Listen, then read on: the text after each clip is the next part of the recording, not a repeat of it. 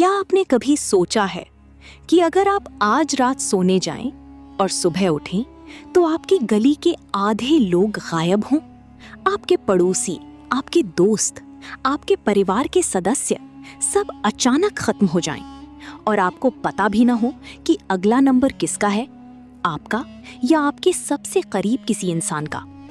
सोचिए, एक ऐसी बीमारी जो हवा की तरह फैलती है, जिसका कोई इलाज नहीं और जो कुछ ही दिनों में इंसान को जिंदा से लाश बना देती है। ये कोई हॉरर फिल्म नहीं है, ये इतिहास की सच्चाई है। एक ऐसी सच्चाई जिसने पूरी दुनिया को घुटनों पर ला दिया था। ये कहानी है ब्लैक डेथ की, उस महामारी की जिसने सिर्फ लोगों को नहीं मारा बल्कि इंसानियत के आत्मविश्वास को भी तोड़ दिया। 14वीं सदी की दुनिया की कल्पना कीजिए।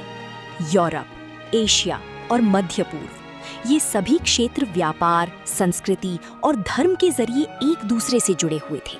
खासकर सिल्क रोड जैसे व्यापार मार्गों ने दुनिया को पहले से कहीं ज्यादा करीब ला दिया था। व्यापारी, सैनिक, यात्री सब एक जगह से दूसरी जगह जा रहे थे, लेकिन इसी जुड़ाव के साथ एक अदृश्य खतरा भी यात्रा कर रहा था, एक ऐसा दुश्मन जिसे कोई देख नहीं सकता था।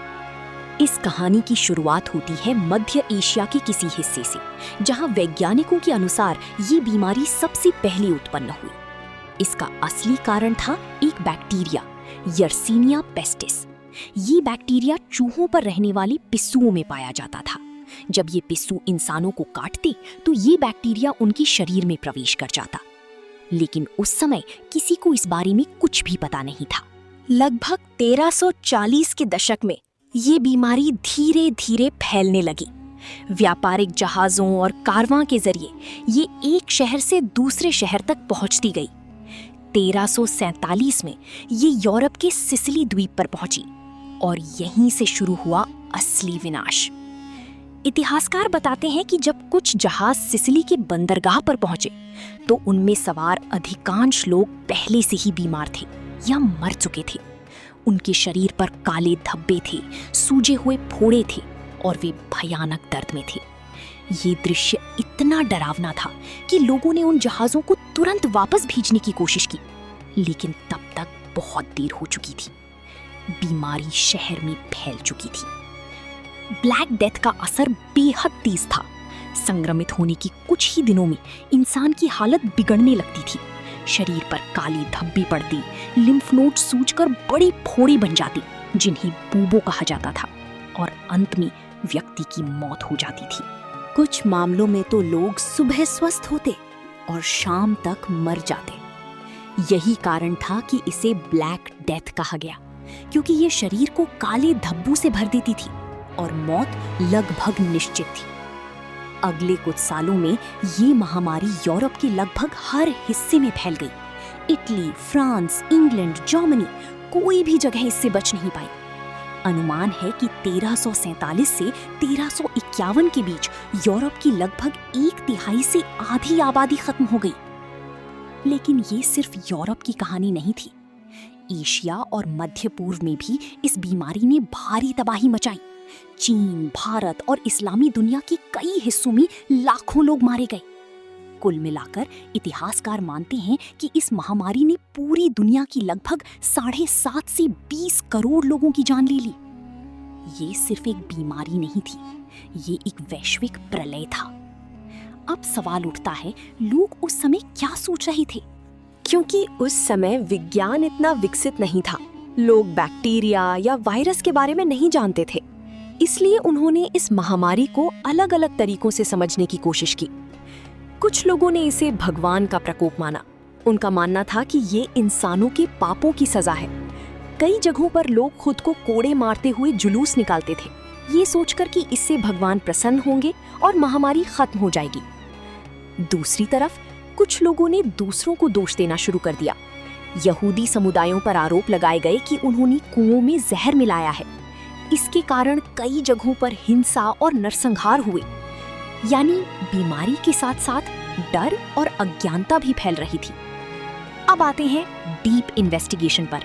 आधुनिक विज्ञान के अनुसार ब्लैक डेथ का मुख्य कारण यर्सीनिया पेस्टिस बैक्टीरिया था।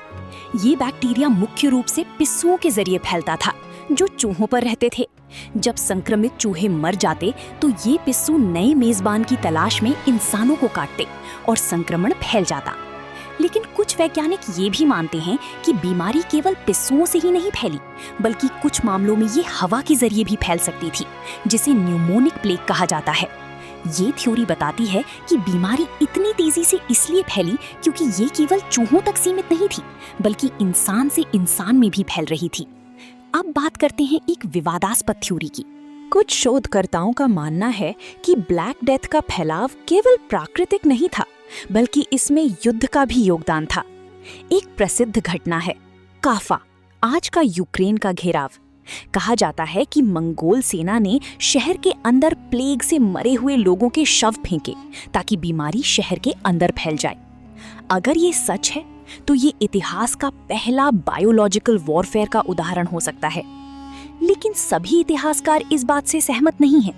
कुछ कहते हैं कि ये कहानी बढ़ा चढ़ाकर बताई गई है और बीमारी पहले से ही फैल रही थी। तो सच क्या है? शायद ये दोनों का मिश्रण है, प्राकृतिक कारण और मानवीय गतिविधियां। अब सवाल है, इस महामारी ने दुनिया को कैसे बदला? सबसे बड़ा असर पड़ा जनसंख्या पर। इतनी बड़ी संख्या में लोगों की मौत के कारण श्रमिकों की कमी हो गई, मजदूरों की कीमत बढ़ गई। इससे सामाजिक संरचना बदलने लगी।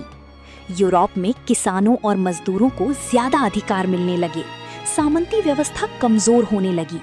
कुछ इतिहासकार मानते हैं कि यही वो कारण था जिसने आगे चलकर रेनेसां यानी पुनर्जागरण को जन्म दिया।